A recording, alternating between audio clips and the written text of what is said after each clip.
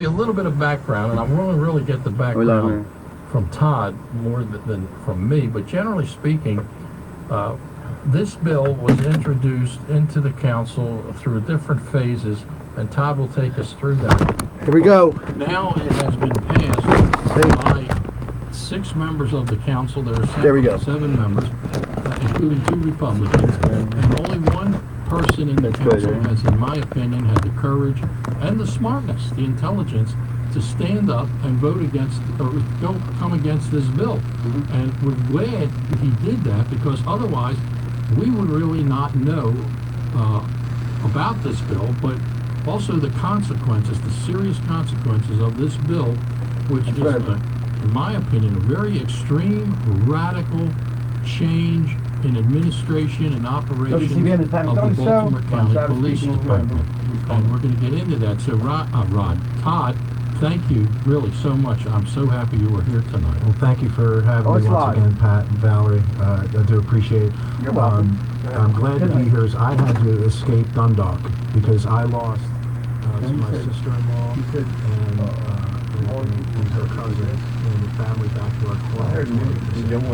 So I needed to come out to the studio and decompress from my losses. I just want to confirm with those multitasking. I should. But anyway, let's do this.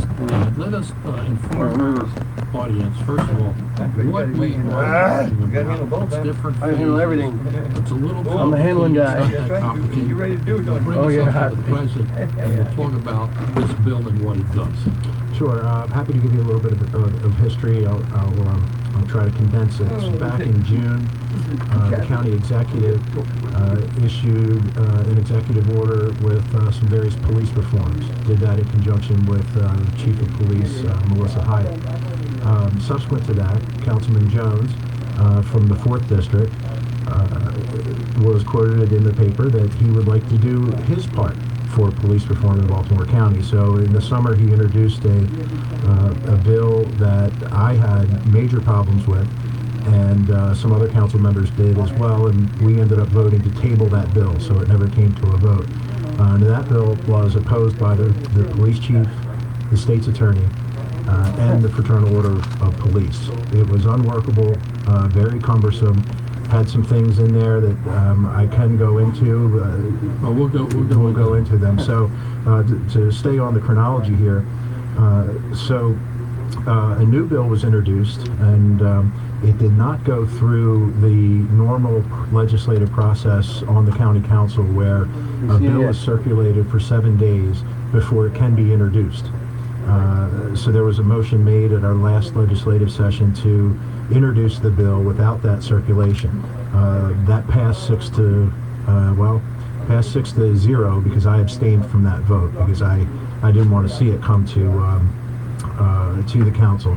So this new bill, which is a watered down version of the bill in August, will be discussed at the council work session at 4 p.m. on September 29th and voted on October 2nd. Yeah. Let me ask you this.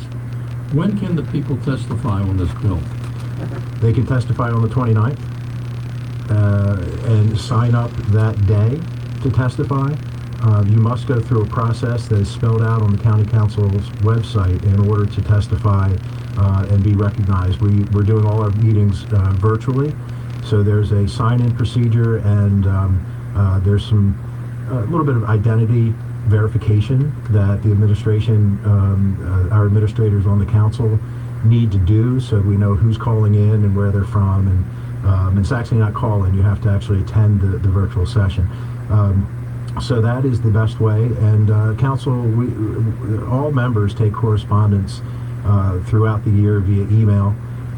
We get a lot of emails on many different subjects, and the email for us is council7@baltimorecountymd.gov. Every council district, 1 through 7, same address, council, then the numeral, then baltimorecountymd.gov.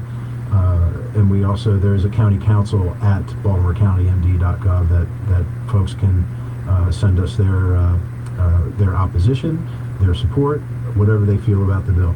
Now, this can people, when they want to testify, how much time do they get? How many people are allowed to testify?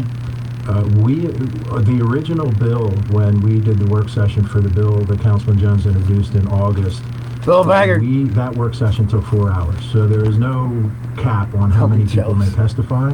It's one of the few bodies of government where we do take that testimony as long as it may take, and each citizen has a chance to speak for 3 minutes. At that work session were citizens testifying? Yes. And what was the majority of testimony?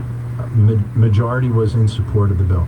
Okay, now these were generally organizations that were probably sponsored and people who, I mean, the general public didn't know about it. Well, I think that Councilman Jones rallied the troops, so to speak. Sure. Now, if these were organizations, I can't speak to that. I'm not sure how well organized some of them were, where they were coming from. I do know that the folks that spoke in opposition, 3 of them were the state's attorney, the Fraternal Order of Police, and the chief of police. Okay. Now, the vote is on, when is the vote? October 2nd. October 2nd. Yes, sir. Now, this, as we discuss this bill and we get into the details about this bill, which I'm going to say, this I don't speak for the councilman, but this is handcuffing the Baltimore County Police Department, but it's something worse than that. As we point out the various parts of this bill, and the councilman will point out his concerns, I'm going to point out some concerns to you, maybe beyond what he's talking about, or maybe even other parts of the bill.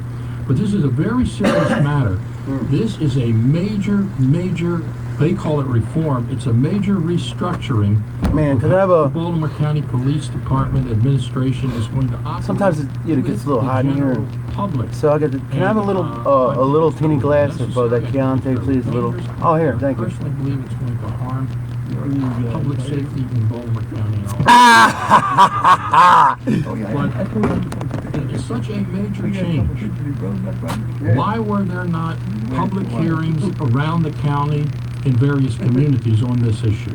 Why was this issue not really put out on the streets and in the communities in a more aggressive way? This is a major change.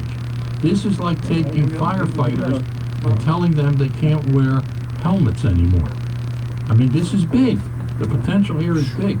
And you're going to hear that tonight as we move on. This is the first time, I can assure you, and I don't listen to all media, but I can tell you this is the first time you are going to hear about this bill in detail, and you are going to hear about the concerns related to this bill and the dangers related to this bill.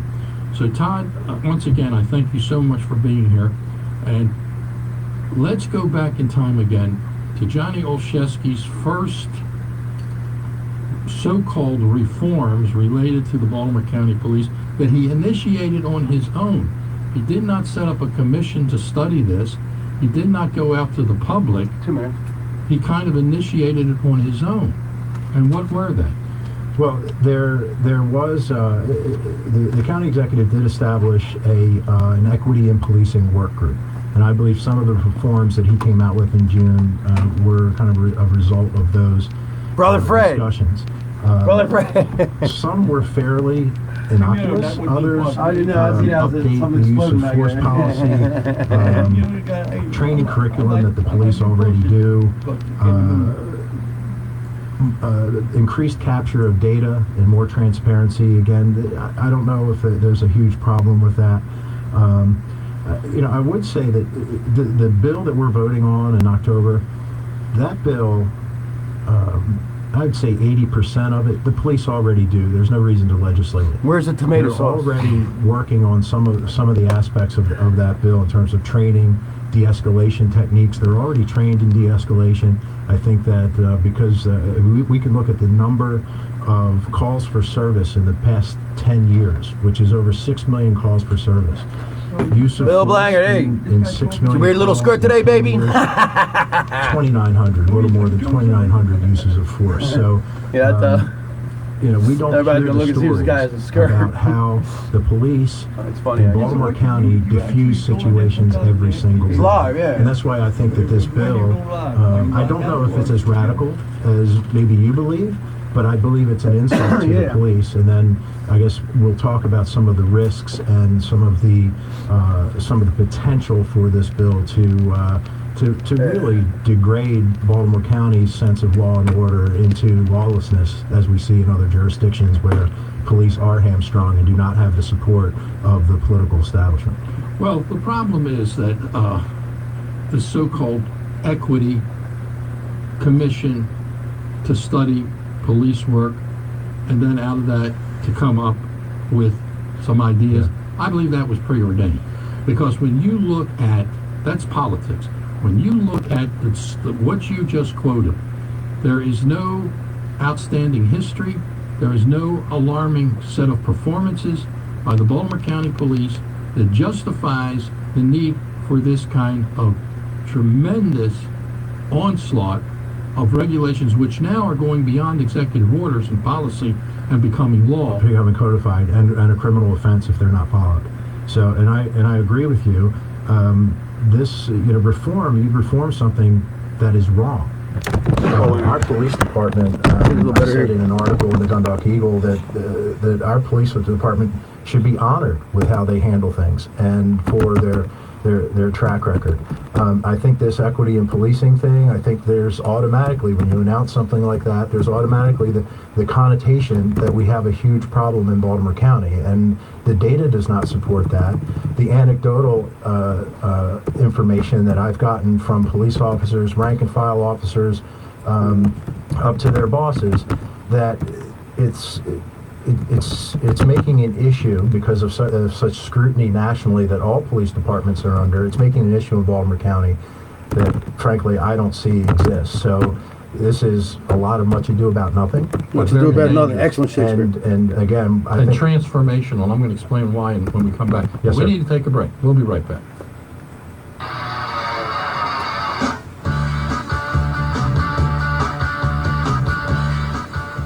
Paid non-attorney spokesperson. This ad is sponsored by Janelle & Associates Law Firm with principal office in Houston, Texas. Attention all former Boy Scouts or Cub Scouts. If you were sexually abused by an adult scout leader, even if the abuse happened decades ago, listen closely. Bill Blanchard was entitled to substantial compensation. The Boy Scouts of America have billions of dollars in assets and have agreed to set up a victim compensation fund for victims of child sexual abuse, even if the abuse happened decades ago. Our attorneys can file a claim for you and get you the justice and closure you deserve.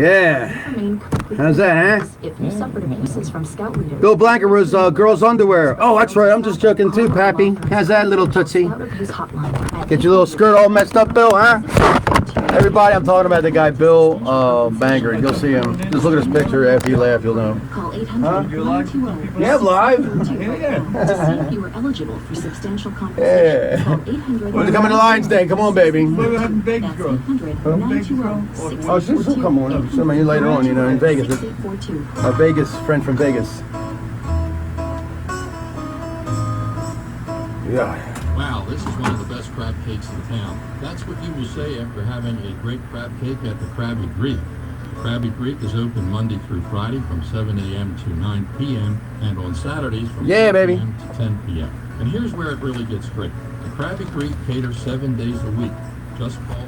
Hey, listen, anybody has a store out there? I want you to do something for me, all right?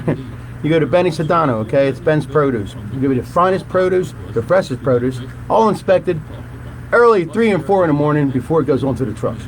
I'll tell you, call Benny Produce right here, all right? It's 410-799-7833. 410-799-7833. Tell Benny Sedano Ron Savage sent you. And like he says with his produce, let us serve you. Yay! Yay! Hey, you want to go get a t-shirt and want to get any kind of shirt? That's good. I'll tell you what. You want to go to, hey, Bluefish Apparel, that is on Facebook. Visit or call Steve Bluford at 443-278-4853. That's 443-278-4853. He's a nice man, and yet he'll do anything for you. He'll take a picture of your mom, your dog, anything you want on your shirt. He'll do that and he'll make excuses and everything. A lot of fun, brother. Yeah. Yeah. And I know we are following him, that nice man. Where's he at? Here he is. And he's also Longshoreman brother, Local 333. Yeah! Doc Mafia, I know. Anyway, you're having a party, you got some guys over, like, hey, how's it going, guys? And all of a sudden, somebody goes to the bathroom, and there's old drunk Louie. He falls down and breaks your toilet. What the hell? Don't worry, take it easy, because you're going to call Vince's Tile Works, right? Vince's Tile Works is Vince Palmer, also a longshoreman, local 333. He's the owner and the operator, so he's the boss. All right, so go to Facebook and see his work. He does all his work. He's always in the bathroom, and it ain't for his bowels. Take it easy.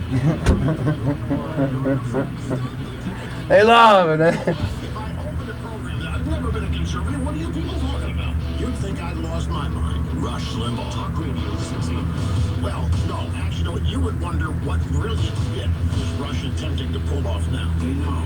Weekdays noon to 3. They know.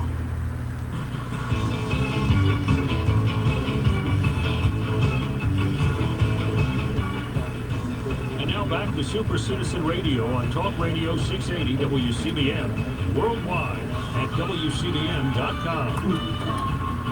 Hey, welcome back, everybody. This is Super Citizen Radio. I'm Pat McDonough, along with Valerie McDonough, the Honorable Councilman from the east side of the county. Mr. Todd Crandle is with us, and we're thankful to him because what you are receiving tonight over your airwaves is something you're not going to get anywhere else. The truth, or at least another viewpoint. The Baltimore County Police Department has been picked up, shuffled upside down, turned upside down, shaken sideways, baked, and is now coming out the other end, and we are the victims, and they are the victims, because of a bunch of politicians in Towson, including Johnny Olszewski. See? Jones, and all of a sudden, Black Lives Matters is now in charge of Baltimore County. And of course, the councilman doesn't agree with that. But let's look at some of what they are doing. First of all, Dave Cushing, to the hook. I think everybody listening, whether you're a Democrat or a Republican, you will acknowledge that the job and the profession of a law enforcement officer is different. It's unique. Very few of us in whatever job or profession, career we're in, Bill Blanket, I think. go out every single I heard day, that 75% risk our lives, of not only risk our lives, people but going risk into restaurants endangerment is now to our lives, is going to be open, injuries, and it's going to be fitted and to go the out restaurant. and never know How what's convenient, gonna you know what I happen mean? with the next vehicle we stop, with the next corner we turn. Right. And we have that responsibility to protect our fellow citizens.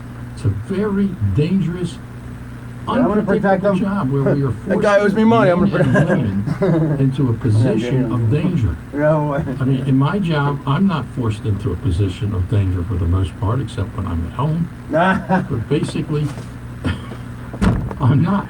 So, but we know that, I realize that. The police are. It's the nature of the job. So, frequently, they are put in positions.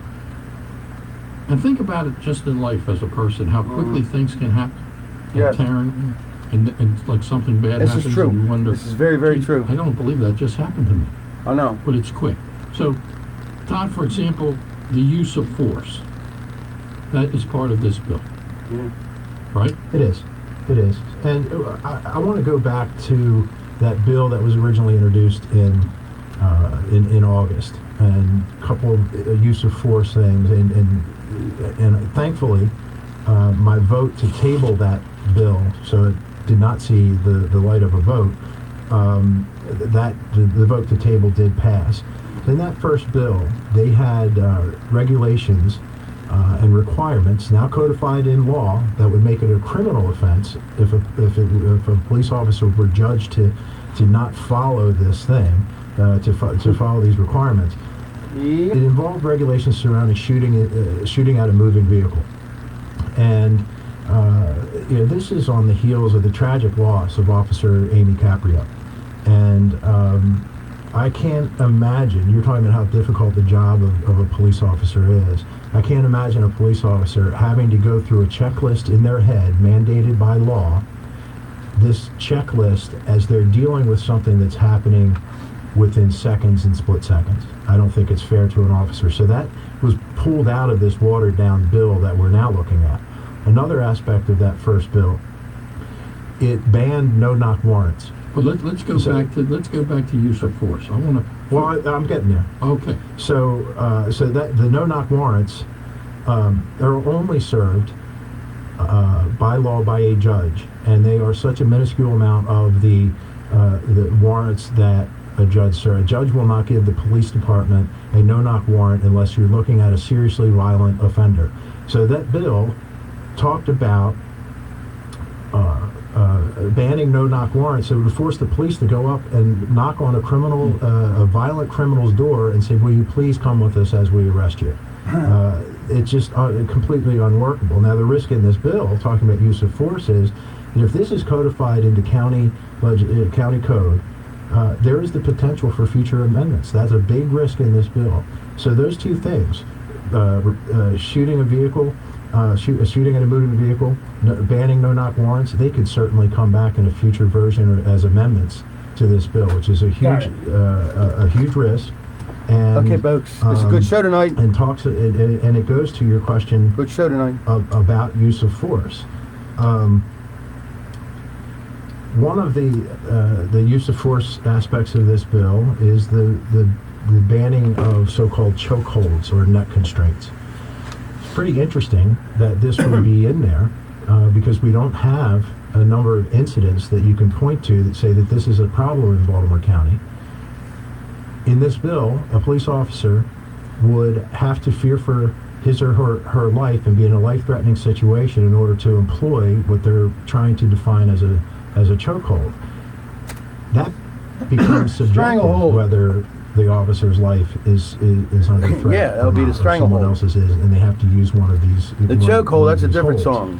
The stranglehold, however, all of this is that we go visit Mr. Ted aren't even taught in the Baltimore County Police Academy. Oh, look at Vince Paul. Menage.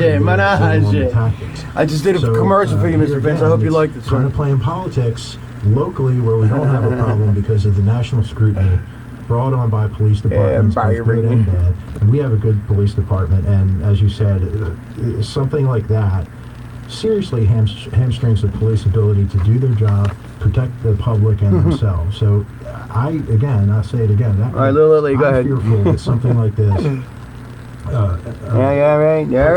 Just save the cannoli. Ascension into lawlessness in Baltimore County. And we see it in nearby jurisdictions where police are demoralized and is afraid to do their jobs because they don't have the backing of the political establishment or even of a state's attorney.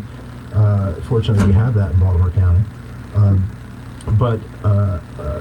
If that checklist, do I use of force? When can I? Do I have to go through this checklist? Meanwhile, criminal action and violent action is taking place. So I think an officer, needs more tools to deal with criminals, not less. So well, let me respond to those three items, and let me tell you what the problem's going to be. Number one, on the chokehold issue. The chokehold issue is used generally with a larger person. If they're out of control, they're on drugs, they're hard to bring down, and they're going for your gun or your weapon, the chokehold sometimes is the only thing that can be used, and it's a bias against a female officer. Oh, never mind. Because many times a female officer is overpowered by a male perp. Yeah. And I mean, some of these people are very violent, and that's all she can resort to if she's by herself to try to bring them down when they are going for her weapon. So right away, if a female officer or any officer gets into any kind of situation where they're in desperation, it's a lawsuit. And it's a criminal violation. So a police officer is now facing a lawsuit. We live in a litigation society, Todd. I can tell you, I had the lawyers review these bills. Every single one of these sections of this legislation is wide open. It is a lawyer's bonanza. There is going to be lawsuits on every one of these cases related to this law because it's easy to sue on this codified and when there's a criminal sanction involved. And you know what this does? Not only the lawsuits for the money, talk about defunding the Baltimore County Police Department. Let me tell you something. You don't have that many lawsuits right now. When this bill passes next year, you have 200 lawsuits. And I'm going to tell you, that means cops off the beat. Cops out of the So you see neighborhood me in having the the McDonough's courtroom. server on It Saturday, also just call means tonight, huh? county attorneys in the courtrooms, and it means Okay, the how do you money spell will that? have to be paid out by the taxpayers. How? And that's defunding the police. If you look at the language in the bill, Werewolves in London. since it would be codified No, in now it's county werewolves in law and Baltimore. become a criminal offense, the state's attorney would then be charged with Oh man. pressing So charges against he said we a got to police stick on the officer. topic of what's And going just on. look at some of the language in the bill regarding use of force. Officer About what? may only use objectively Yeah. reasonable, necessary, anybody and calling- proportional force to Or accomplish their subject lawful matter. duties. That is entirely Okay, subjective. so It's generic. It's a generalization, Mr. which Claude is open Lodge. to a lawsuit. Inspector Claude That Lodge. says sue me and find out. It is open to dispute by anyone who Now. thinks the handcuffs are on too tight. Absolutely. And they will all Now, sue. what would your subject be? We will all sue as police officers, and we only have so many police officers, and we only have so much Police. time on the streets. And also, what about hiring police And the officers? unfair How bill? is this going to affect the hiring Oh, and the of police unfair bill. officers? Watch next year. Watch the lawsuits that are going to fly.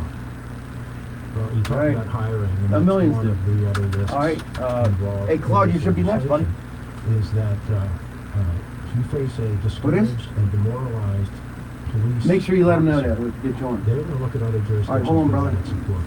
And I've talked to Baltimore City officers, and I know two of them at least, who That have was gone to other Inspector Claude jurisdictions and Cluzet. left Baltimore City. And it's because Claude they Cluzet. Don't feel forget that to they have the support backing necessary, North Point Flea Market and too. Yes. They don't. Yes. They are, in some instances, not even supposed to enforce the law. And we have an intersections, the city intersection, even though it's basically the gateway to Dundalk, and a lot of people know this intersection. Oh, Bill Dundalk Blanket has a and really, Howard really, Avenue. really good point, man. It is If a he complete states that out. circus, and If we've they asked teach the mayor for ruffians help. not to resist, We got a letter from arrest, the police okay, commissioner and months behave, ago, there would be no need Well, these to are the chokehold or squeegee anything like Well, the that. squeegee man. Bill goes on to say that their and, parents and are responsible. prostitution And And drug use. I'll tell you what, right there, right there's the axiom right there. Is Bill, that's it, Bill. You got it. It's the parents. Don't feel How are safe these? going through that intersection. How are these Especially children major raised? intersections. Especially women. There you go. Well, men too. No, I meant too, but see, let me Excellent, tell you Bill. what, But you're what the right. political weakness is here, Todd. All of these movements, all of these motions by the radical left and the BLM, the Black Lives Matter and everything, it impacts all of us. We know What the that. hell's going on? It impacts women more than anything else. A reduction in law enforcement, and even if you're a law enforcement officer who happens to be a woman like WCBM, this the Pat church McDonough's show around Yeah, Savage and my Street. point is, I don't want our police feeling so restrained Pastor that Lawrence, other intersections how you throughout doing, Baltimore man? County turn into the Oh, my circus God, that here, happens. and it could now. Yes. It potentially could, and that, again, a danger in this bill, and I'm really worried about what this sets the stage Pastor Lewis, for. got you on there. Any If questions? so much pressure is put on Okay, you hold on, sir. the council, put Pastor on Lewis. the county executive, the chief, the FOP, that those amendments I was talking about that bring back other unworkable and even worse language. So again, it's really it's a I think you're right. It's a scary thing when you're talking about in the day and age that we live in. Hey, we're hanging out, man. with a judicial branch that is weak in terms of sentencing and keeping criminals in jail.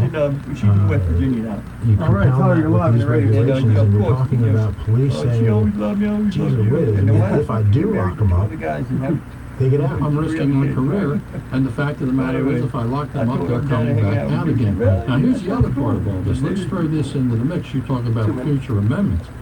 The General Asylum, or I'm sorry, the General Assembly is going I to still go into love session in you. January. I still love Now, this is the you. most pro-criminal advocacy group in the entire country down in Annapolis. This is a really good topic We're tonight, gonna give them all everybody. Section 8 housing and a job. And there's no legislation being passed to protect public safety in Annapolis. But in fact, Pat, there is the House of Delegates has a committee on police reform that will be making recommendations before the session this January on this issue of police reform, and I think that the FOP lodges throughout the state are worried about what those recommendations are going to be, and I imagine that there's going to be a pretty good battle in Annapolis this year over these issues. I doubt it. I'm going to tell you why. They're optimistic. I served 20 years in Annapolis, and it got worse every single year. The criminal advocacy in Annapolis, the last time I was there, it's terrible. They only care about criminals. They don't care about public safety. The Senate and the House Judiciary Committee, they don't give a damn. And I'm going to tell you something. These bills are going to fly. The governor, and I don't like the governor, don't agree with the governor. He does some things right, and he did pass. He put forward an excellent anti-crime bill last year. Never got out of committee. He put it out the year before. Didn't go anywhere. Mandatory sentencing on guns. That's right, Kim. No, it's going to be bad in this state and in Baltimore County. And Baltimore County is going to suffer. The citizens of Baltimore County, instead of having police arresting people for doing something wrong or potentially getting ready to do something wrong and being caught, for having safe neighborhoods in Baltimore County like we used to have, we're going to have our cops in the courtrooms, whether it's criminal or civil, constantly, and our county attorneys and our state's attorneys going to be prosecuting cops instead of criminals. And that's where this bill is headed. And the people, and I don't know how many, I mean, this show has a pretty good audience and a pretty good following, and especially when it goes up on email and Facebook. But the fact of the matter is, Todd, very few people know what's going on. Well, that's a shame. But, when we come back from break, I'd like to tell you a couple anecdotes about what the police go through when they actually do lock someone up. All right, we'll be right back.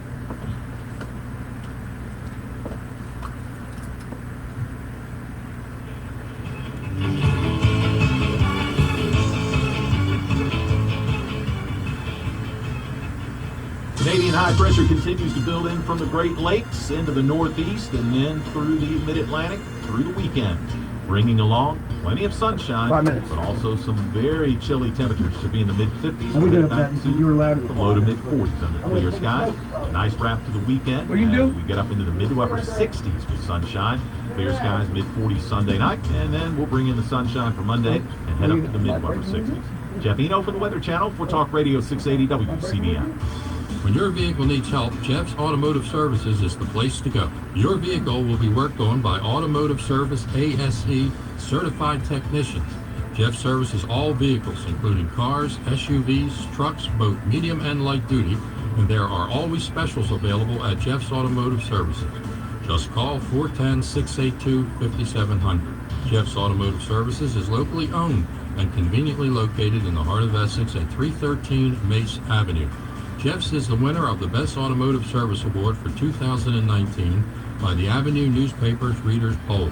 Jeff's offers 10% discounts to all seniors and active military members and would like to thank our military members for their service.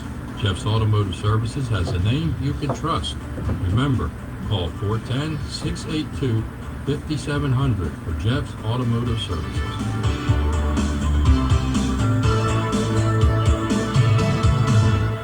Fall improvement season has officially arrived, and right now, Peak Custom Remodeling is having our biggest sale of the season, taking 50% off installation of all roofing, siding, and window projects. Plus, you don't pay a single dollar until the job is complete. That's 50% off installation, and you don't pay a dollar until the job is complete. Peak Custom Remodeling is the most trusted and highest rated contractor in Maryland, with a Google rating of 4.8 stars, Best of House Award winner, as well as Home Advisor Elite and Angie's Superlist service. And we're A+ with the BBB. But don't take our word for it. Go online and see for yourself. It's the biggest sale of the season. 50% off installation of all roofing, siding, and window projects from the highest rated remodeling company in Maryland. Call Peak today at 877-PEAK-311 or go to PeakCustomRemodeling.com. That's 877-732-5311 or go to PeakCustomRemodeling.com.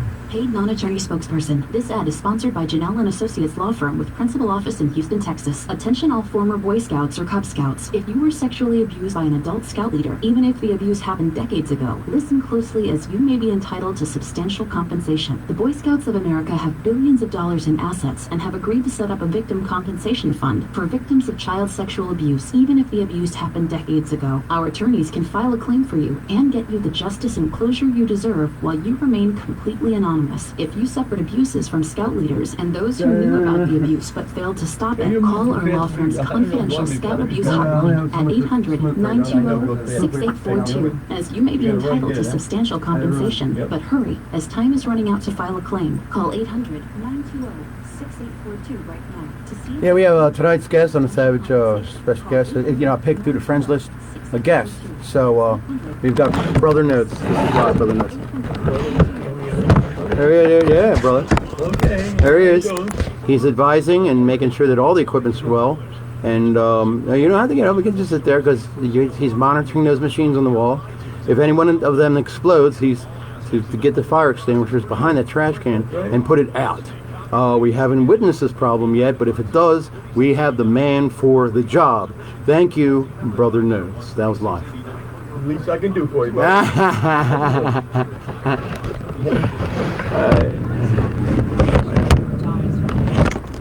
What happens to their children? Far too many end up in foster care, unable to ever return to their birth homes because it's simply not safe.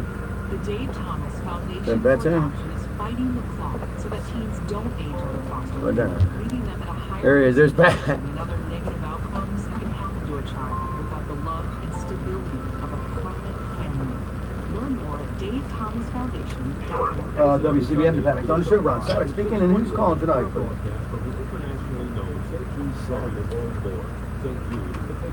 How are you, sir? Oh, I'm fine. It's Saturday Night Live. Sir, I'll get you right on. I'll put you right on the screen now, and just hold on. We're ending the commercials now. Following the mass, stay tuned for a message from the Archdiocese of Baltimore on Talk Radio 680 WCBM.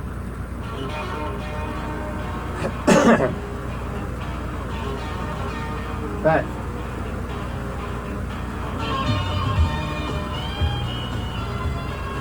And now back to Super Citizen Radio on Talk Radio 680 WCBM and worldwide at WCBM.com. Man. All right, welcome back, everybody. And Senator Johnny's on. Let's talk with Pastor Lewis. Yeah. David Lewis, our good friend, is going to come on now.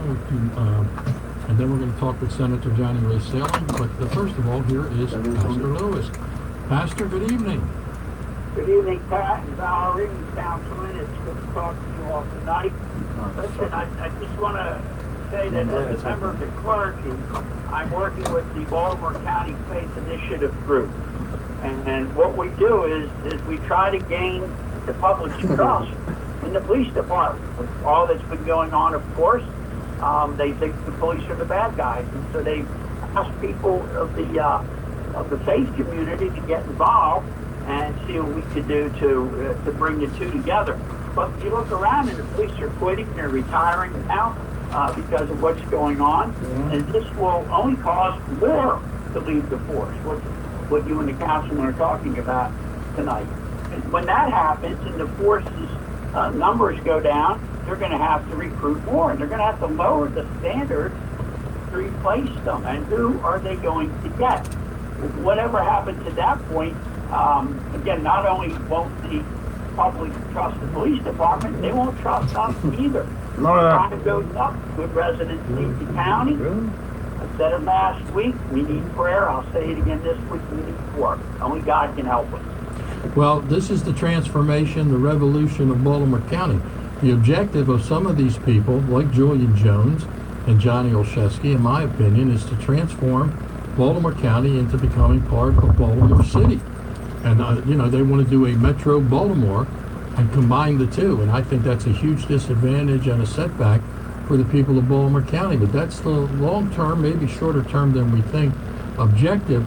Now, the police, I hate to say this is not good news, but this is the truth. When the General Assembly and the State Senate and the House of Delegates get finished with this situation, Baltimore County will not have to worry anymore that we are doing something stupid, because the state, which has superiority and supremacy over local law, will do something really stupid for the entire state. So police officers in the entire state, whether they're in Worcester County or whether they're in Montgomery County They're all going to be under the same set of rules in reference to insurance protection, use of force, all of that stuff, and it's all going to be to the advantage of the criminals. And some people are going to get seriously hurt, and some police officers are going to get seriously hurt. But that's where we are headed, Pastor. And I know what the answer is, and you do too. And of course, prayer is the most important answer. But this state is in big trouble, and now this county is moving into big trouble. Yeah, we were told a year ago already, even before the pandemic and everything that broke loose. We were told a year ago by a high-ranking county police officer, the city has come to the county. Now, we didn't know exactly what that meant then, but we sure do now. All right, thank you, sir. Yes, sir. And God bless you, and take care. We'll talk with you later. Thank you. All right, now let's talk with Senator Johnny Ray Sailing, who is also running for Congress against Dutch Rupersberger, the great Dutch Rupersberger, a man who I used to lovingly and passionately refer to as a Pelosi puppy. And when he comes to Dundalk, he tells everybody, I'm a moderate, I'm a regular guy. Yeah. You know, I might be a Democrat, but I'm not one of those AOC guys. Oh, yeah? Okay, well, we'll find out. Anyway, Senator Johnny Ray Sailing, welcome to the program. Well, thank you so much, Patrick. I appreciate being on here. You and Valerie and Todd, I hope you're doing well. I appreciate everything that you do as a council. Thank you, Senator. You're welcome. So, Johnny, we're talking about the police. Now, you're out and about. You're all over Baltimore County now. You're not only on the east side. And this stuff that's being passed by the council, with the exception of our friend Todd Crandle, but it's going to come to you guys in Annapolis. It's coming to the state senate. It is. And what the bad thing is I've talked to some of my friends in JPR and Judiciary, and they've gotten, the Democrats have gotten together 15 bills, and they're going to have hearings this coming week. And the Democrats got together and didn't give the opportunity to even tell or let the Republicans know that they were doing this. And they got 15 bills to literally find every way that they can to hurt our police department, to everything that they can, to discredit them, to put them in inconvenient positions, to do everything that they can to make them look like a bad guy. Background spaghetti music. And the media, you know, the Baltimore Sun will back that up. The media in general, with the exception of Fox 45 and Joey LaPola, will back that up. And the people will just, you know, it's going to happen. And then the consequences, the incidents will occur. Some innocent people will be murdered, will be harmed. And then some people will start to ask some questions. Or some innocent police, like our good friend Marilyn Mosby. She indicts 6 police officers and loses every case. Yes. And the problem that we've had for years now is our police department being understaffed. As we know, in every county, as we said before, in every county, and the city of Baltimore and our state police are all understaffed. That's why we have some of the problems that we do have. Because you should never have, and I've always said this, you should never have one police officer and by yourself in the car going places. You should be in with a partner. So they can make accountability. And, you know, we don't have that in a lot of situations. And so they're all understaffed, and that's been a problem. And it's going to get worse in the whole state of Maryland and in the city of Baltimore, and unfortunately in our great county. And here's an example of that. This just came out today. I just saw it today. Undercover. Look, the crime and the violence is all related to drugs, okay? And we're putting handcuffs on police in Baltimore County at a time when we have heroin and drug problems growing in Baltimore County, and now we're putting the handcuffs on the cops. But in Baltimore City, the undercover work on going after the drugs is done by undercover police. They don't go into uniform, right? They're out. When every cop is a criminal and all the sinners saints. They went from, can you believe this? They went from 500 to 700 short in Baltimore County. The chief of police came up with hope he gets my name. There are going to be no more undercover police in Baltimore County. Every cop is now going to wear a uniform. Then they got to be like Claude, Inspector Clouseau. In Baltimore City, the police chief came out today and said, no more undercover cops in this drug-ridden town. Every cop is now going to wear a uniform, to show the force on the street. What good is it showing the force? I mean, they can't arrest anybody. They arrest them, they're right back out again. You've got a state's attorney that doesn't prosecute anybody. I'd rather have those guys undercover. You need them undercover because the problem's going to be that it's going to be even more so now. Because, you know, the people undercover have better opportunity to arrest. Now they won't. And that's exactly what they're doing. And, you know, it's just all the things that they do, as we already know, doesn't make any sense. All right, Senator, I want to confirm something. Tomorrow, is it Calvary Baptist Church that has public service day? Is that tomorrow? Tomorrow was that public service. It's back to the Blue Day. They're giving and honoring our police officers. Okay, and that's at in the morning at Calvary Baptist at 11 o'clock, and at 5 in the evening it's going to be 2 services. And we're going to have a special prayer. It's a prayer service for them. And we have one of our commanders that used to be a commander there. He's going to be coming and praying. We're going to be honoring our police officers and praying for them. County, one of the bills that I'm saying from Monday Senate hearings, it's the elimination or the of the no-knock warrants. Can you tell us a little bit about that? I'm sorry, you were cut off for a second there. Can you say it again, Valerie, please? The no-knock warrants. They want to eliminate the no-knock warrants throughout the state. Not maybe eliminate, but certainly reduce the opportunity to use them, which means there's going to be a lot of people shot that are cops. No-knock warrant. Be knocking on doors with criminals firing through the doors. And then, you know, there's also child pornography. There's all kinds of stuff that you can't get to because you don't have a no-knock warrant. And abuse, women abuse, all kinds of things. So that's coming at you. That's coming at you. The no-knock warrant. Yeah. They'll justify that because no-knock warrant, man. Breonna Taylor. Yeah, that's crazy. Down in Kentucky. Well, you know, Who's the boyfriend that's kind of saying no-knock warrant, man. Yes. And it's another Well, I have a kit I'm going to be mailing out. It's called the Savage Mode No-Knock Warrant Kit. There's a place, if you're involved with this, and it's only $19.95. Want to have and if you act now, you're going to get a T-shirt that says "I know the Savage Mode." In this kit, you'll have just one per person. There's one per order. It's a no-knock demonstration where, you know, it will help you out. Not only that, if you have a windy day, it'll put papers down, and it'll help you. Thank you. This has been a public service announcement of the Savage Mode Society. Our public safety of our communities in our great county, except for one man who stands tall. Todd Crandle. Councilman Todd Crandle. I'm only 5'11", Pat. Well, you're getting taller by the minute. All right, thank you, Senator Johnny Ray Sailing, and good luck against Dutch Rubersberger. Thank you all. God bless and have a great evening. Okay. All right. So, Todd, we're going to come up on a break in a couple of minutes, but when we come back, we'll take time and we'll take a... You wanted to explain something to our listening audience that makes things a little more clear to people. Yeah, some of these numbers are amazing. 9 million I'm amazed. arrests Are you amazed? I'm amazed. in the United States last year of black or minority. Only 12 resulted in firearms by the police, someone getting killed, and in 10 of the 12 cases, it was resistance to arrest. Wow. If you look at the Baltimore County numbers, We talk about all kinds of data, stuff. I mean, the data, it's striking. 6 million in the past 10 years, 2010 to 2019, 6 million. There's my little girl. Oh, Betsy Bootsy, Betsy Bootsy.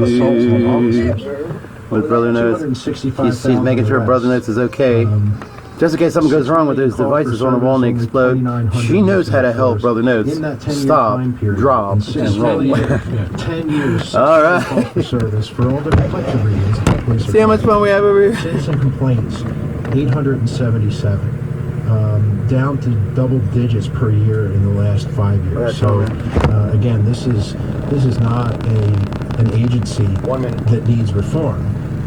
There's a very simple solution to this. It's citizen reform. Don't be a criminal. Don't be a doper. Don't break the law. And you have no reason to ever interact with the police, and they have no reason to interact with you. So, look, arrests are down in Baltimore County. Arrests have been down, let me see here, 36% since 2010. So that means that officers are out there doing other things, diffusing potentially bad situations. They're doing their jobs, and as a community, as a society, as a county, we need to back these people unless we lose control. Thank you, and you're 100% right. We've got to take a break for the Unstoppable News. We'll be right back with another hour. Call your friends, tell them to tune in and learn something tonight.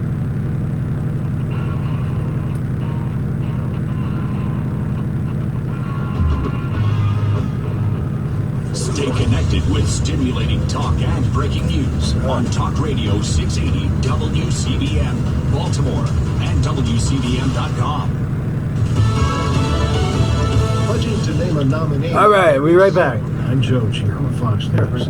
President Trump at a campaign rally in Fayetteville, North Carolina tonight, telling supporters it's his constitutional duty to name a nominee to replace a Supreme Court justice. We will uphold equal justice under the law for citizens of every race, color, religion, and creed. I will be putting forth a nominee next week. It will be a woman.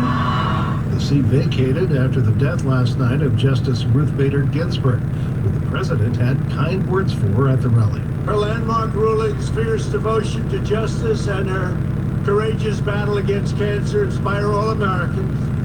You may agree, you may not disagree with her, but she was an inspiration. Ginsburg died after a long battle with pancreatic cancer at the age of 87. Candlelight vigil is underway at the Supreme Court in her honor.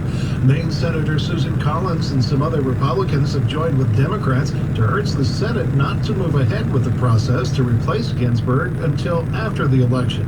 But there might not be enough time for Republicans. It takes on average 40 to 45 days from when they submit the name of a Supreme Court nominee to actually have a confirmation hearing. We're at day 45 right now before the election. It is hard to see how they can actually vet this person, no matter if they've been pre-vetted before. Senators like to take their time with these nominations because it is a lifetime appointment. Fox's Chad Pergram. President Trump says he's given his blessing to a proposed deal that would see the popular video sharing app TikTok partner with Oracle and Walmart to become a U.S. company.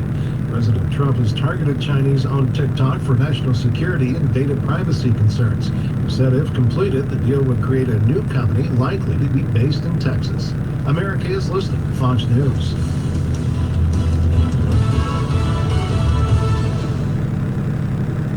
From the Fox News Podcasts Network. Stay on top of the latest news and information from Fox News. Listen and download the Fox News Hourly Update on your time. The trending stories you need anytime you want it. Listen and download now by going to foxnewspodcasts.com. This is the most important election in the history of our country. The end of this chapter of American darkness began here tonight. President Donald Trump, former Vice President Joe Biden, face off in an epic showdown to decide the future of our nation.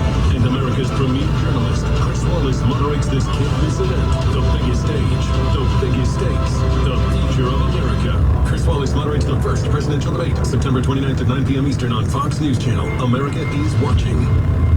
The Fox News Rundown is a weekday morning podcast that dives deep into the major and controversial stories of the day. Hosted by the anchors of Fox News Radio. Subscribe now to hear a perspective of news you won't find anywhere else. Listen now by going to foxnewspodcasts.com.